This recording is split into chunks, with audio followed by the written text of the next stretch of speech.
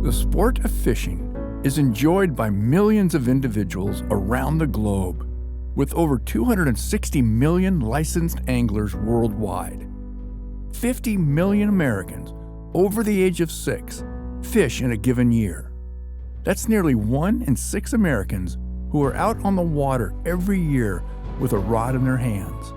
What other sport can claim that level of not just observation, but participation by 17% of the population, regardless of age, sex, or socioeconomic background? Many of the earliest organized conservation practices in sport fishing came from the anglers themselves, and today they continue working to ensure its future. That conservation ethic, that catch and release ethic, doesn't mean that we shouldn't eat fish, but it means that let's just keep those that we know we're going to use, take care of properly. That's been a huge change, and we've gotten that right. What we've really gotten right in this country is the rest of the world looks at the U.S. as being an anomaly and being the standard for fisheries management and fisheries conservation. No other country does it anywhere near like we do it. Nobody else has the ability to generate the funds that we generate in this country from the users of the resource, from the fishermen.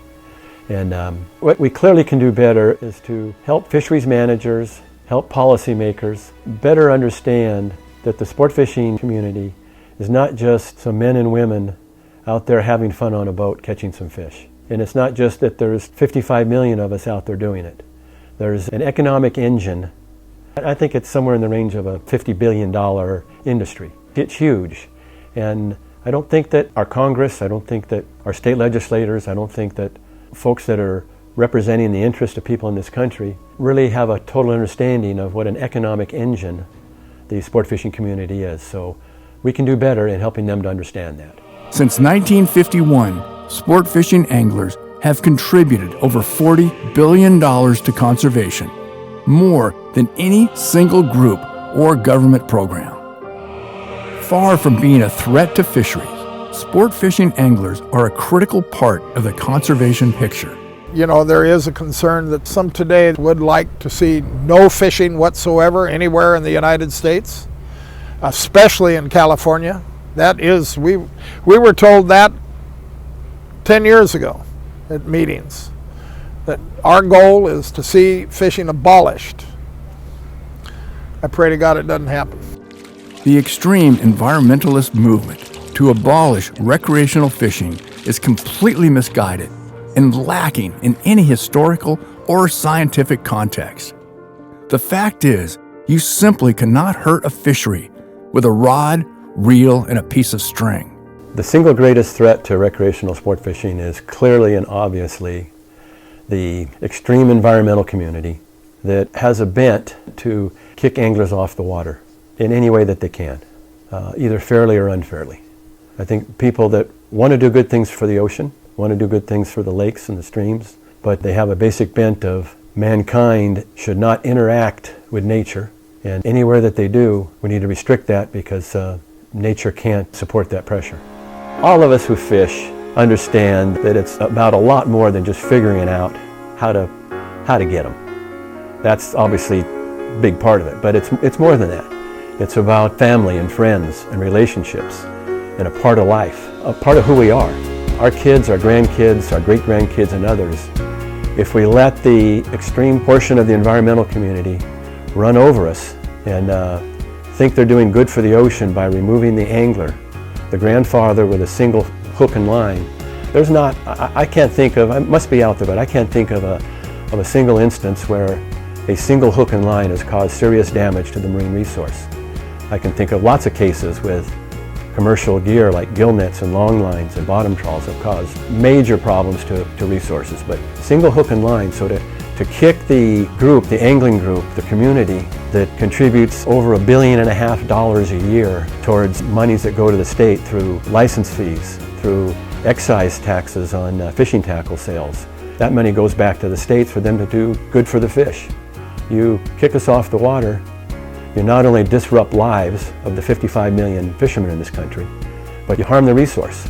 and you send the wrong message to fisheries managers who think, okay, I can create this marine protected area and I can keep the people out of this area and I'm going to bring back the marine resource. And you can't just say marine protected areas, but no fishing, even no fishing for single hook and line. Let's do the kind of things that actually will help Mother Nature, that will increase biodiversity, and not just do the things that make a few feel good with virtue signaling. They think that they're accomplishing something for the ocean and setting fisheries managers, legislators off on the wrong direction when you take the focus off of the real things that have worked and do work and put them on things like keeping the grandfather from taking the grandson and granddaughter fishing. You're on the wrong path. Through your life, time means different things to you at different times in your life. I mean, when you're young and it's the beginning, you don't see the end of time. But at some point you reach the realization that you're closer to the end than the beginning. And so time takes on a whole nother meaning and a whole nother value. I love seeing that. But I'm fearful that if they don't spend more time and energy looking into the future and including and somehow finding a way to engage youth, it'll all go away in a generation or two. It'll be gone.